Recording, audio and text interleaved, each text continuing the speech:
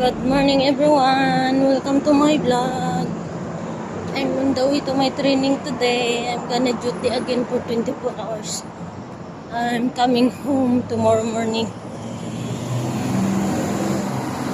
See, this is between Hamdan and Khalifa Street. The bus stop is far from the house. So I need to walk.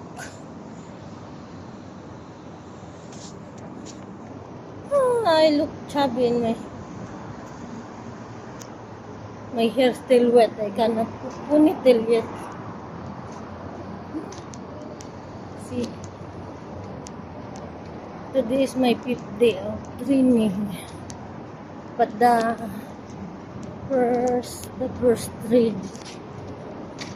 days of training is only 12 hours, and then last time my 4th day 24 hours. Nanay put it 25 hours.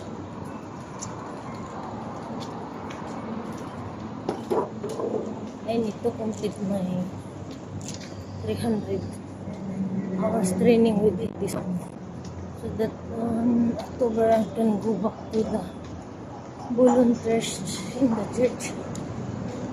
I miss serving in the church as a sharing volunteer. Bye guys. Have a nice day everyone. Happy Thursday. See you later.